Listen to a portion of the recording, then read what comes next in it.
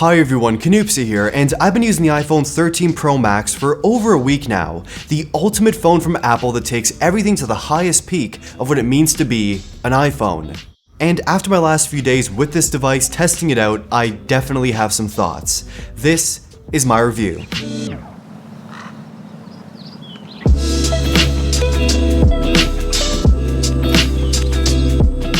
Today's video is brought to you by Anker and their brand new Nano Pro charger. A super fast and compact 20-watt charger for all of your favorite devices that keeps your devices safe and protected while charging. Hit the link in the description to learn more and buy one for yourself.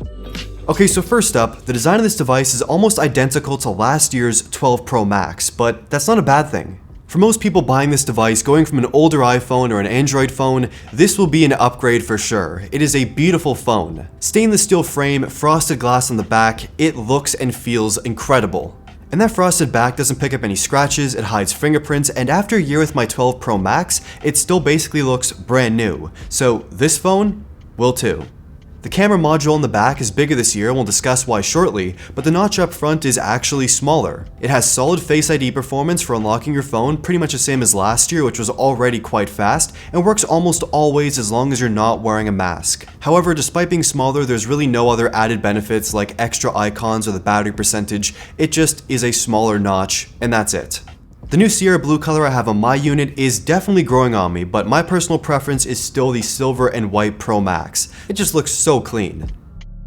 The stereo speakers on this device sound incredible, way better than last year's iPhone or really any other iPhones of the past. They sound great. The device is also water and dust resistant, as iPhones for the last few years have all pretty much been.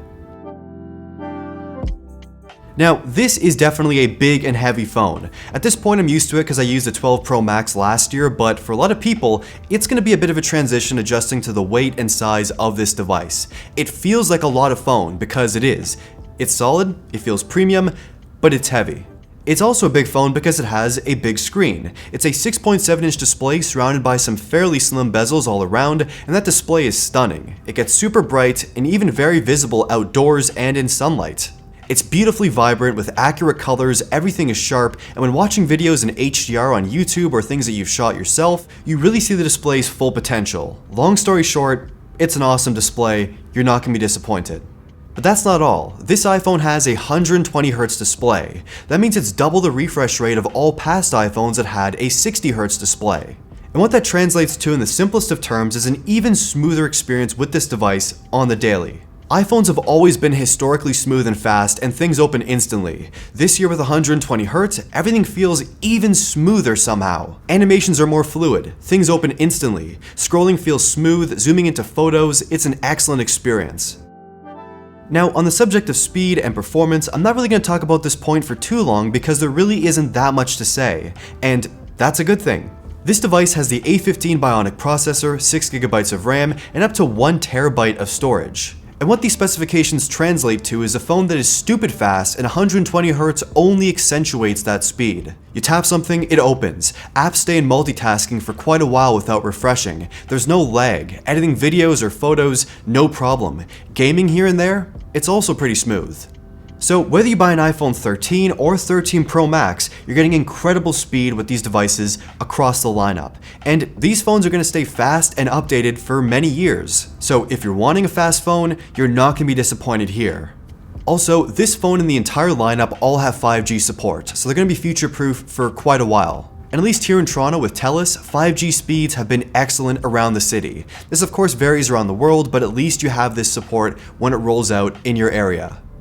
Okay, let's talk cameras. So at the back we have three 12-megapixel cameras. The main wide camera has an f1.5 aperture and is 26mm. There's an ultra-wide camera at f1.8 with a 120-degree field of view, autofocus for the first time in an iPhone's ultra-wide camera, and this camera is 13mm. The ultra-wide camera also doubles as a macro camera. And there's a 3x telephoto zoom camera with an f2.8 aperture, and it is 77mm. The front camera here is 12 megapixels and it's solid. No autofocus like some Android cameras have with their front-facing cameras, but photos are pretty good. The front-facing camera also shoots 4K video up to 60 frames per second, and you're hearing the audio quality as well right now. And this is the front-facing camera with cinematic mode. So if I move around, my head stays in focus, while the background kind of has this nice depth of field and blur. I'll talk more about this mode in a little bit. Okay, back to the rear cameras. So shots from all three cameras on this device are great quality and look similar in terms of colors, contrast, and image style. Outdoors and in bright environments, the iPhone absolutely kills it. Dynamic range is stellar, colors are gorgeous and accurate, photos are crisp and clear. I really couldn't ask for more. 3x zoom photos are great for shots of buildings or things far away. I really thought 2.5 and 2x zoom was a sweet spot, but 3x zoom shots are also pretty solid. Now, it does take a second, literally sometimes, for the iPhone to switch from the main camera to the telephoto camera, but that's the only weakness I've experienced so far. In general, it takes some beautiful zoom shots. The ultra-wide camera though is much more exciting. Shots are brighter this year, clearer, and indoor photos look much better than any previous ultra-wide iPhone camera. This improvement in quality and clarity is due to the fact the ultra-wide camera has autofocus now. Basically, you can take photos and videos of things up close now with the ultra-wide camera. So if you're trying to play with perspective, this device does it much better than any past iPhone. And if you get really close to a subject, the phone automatically switches over to macro mode, which uses the ultra-wide camera. Now sometimes it does auto-trigger macro mode if you're not even that close to a subject, which can be pretty annoying, especially because the ultra-wide camera, while better this year, is not as good as the main primary camera on this device. Thankfully, Apple is adding a switch to turn it on and off in a future software update, so that's great, but right now, it's a little bit annoying.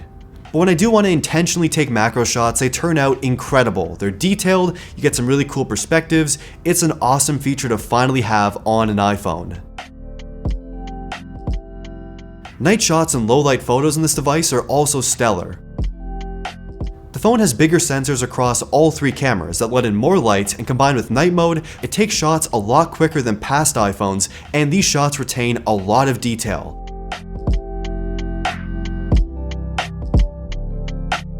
And being able to actually take usable night shots with the ultra-wide camera is a beautiful thing.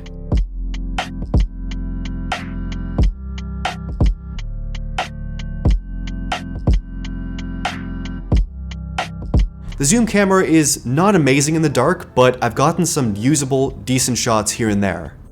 There's also this new photographic styles feature that lets you set default looks for your photos. It's like editing and filtering your shots before you even capture them. So if you want your photos to always have a bit more contrast or less contrast, have a warmer or cooler tone, you can adjust this all and make all of your shots without any edits look exactly how you want them to. 4K video up to 60 frames per second with the power to shoot in Dolby Vision and ProRes later this year is excellent. I've said it before and I'll say it again. iPhones shoot the best looking 4K video, and this year with all three cameras, shots are incredible. The colors and dynamic range are stellar, they're crisp, smooth, and stable without looking unnatural, and what else can I say? Just look and listen to these videos. Apple is the leader in mobile videography by far.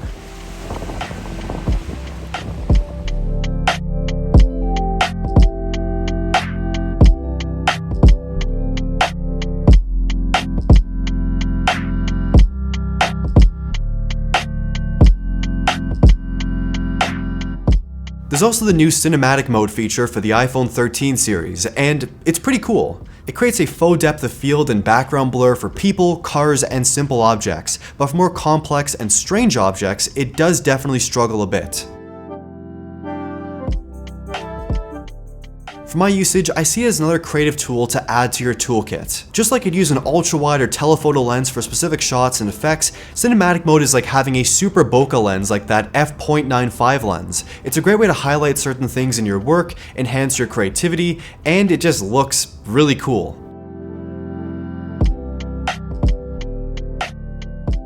It is capped at 1080p, so no 4K here, and it shoots everything in HDR, which I can't really seem to turn off, but you can also very easily adjust the focus and aperture in post. It's an effect I'll use occasionally for certain things, but it's not for everything. So that's the camera experience on this device, and it is amazing. All those photos and videos were shot during my day-to-day usage, but I can't wait to start testing this phone out for more professional and work use cases. It's gonna be awesome. There's one more thing to talk about though, and that is the battery life. The iPhone 12 Pro Max last year was already the king of iPhone battery life, and with this device, it's even better.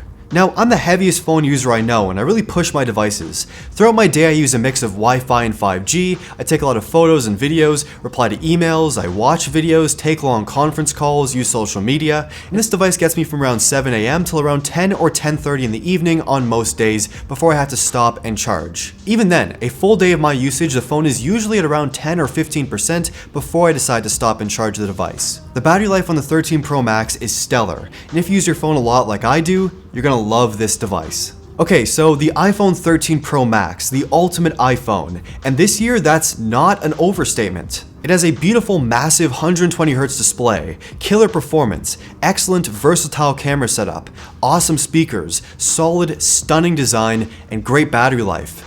If you've been waiting to upgrade from an older iPhone or have an Android phone, this is the ultimate upgrade for you if you want to go all out with your iPhone. But as amazing as this phone is, if you have an iPhone 11 Pro or 12 series device, you probably don't need to upgrade this year as the changes are not that massive from those devices. Unless you're going from like a 12 or 12 mini to the 13 Pro Max, that's definitely a big upgrade as it's an entirely different device type and it's a different experience. But the best thing about the iPhone 13 lineup is there's an iPhone for everyone this time, with little to no compromise. If you like the Pro Max but want something smaller, get the standard 13 Pro. If you want a cheaper iPhone, get the 13. If you want a really small iPhone, the 13 mini is there for you. But out of all these iPhones, when you choose the Pro Max, you know exactly what you're doing. It's for people who use their phone the most, that has a big enough screen and battery to keep up with them and what they do. And if you're that power user, the 13 Pro Max is definitely for you. Today's video was sponsored by Anker and their brand new Nano Pro charger. This is a super compact 20-watt fast charger that charges an iPhone 3 times faster than a regular 5-watt charger. It's also 50% smaller than Apple's own 20-watt charger, so it easily fits in my bag or pocket, and I can bring it with me everywhere for fast charging on the go. And because it's so compact, it takes up almost no space on a packed power bar or wall outlet. It also keeps your devices safe and protected while charging. With a temperature sensor and Anker's Active Shield, the Nano Pro monitors the charging temperature and power output to keep your iPhone safe and protected at all times. It's clean, beautifully designed, minimal, comes in different colors. This is the ultimate fast, compact charger for your device, and it's made by Anker, a brand I trust to power up all of my devices. Learn more about Anker's Nano Pro and buy one for yourself at the link in the description. So those are my thoughts on the iPhone 13 Pro Max, but I want to hear your thoughts on this device in the comments down below. Do you plan to buy one this year? Are you skipping it? If you did buy one, what has your experience been like? Tell me in the comments. Like the video if you liked it, subscribe, and thank you for watching.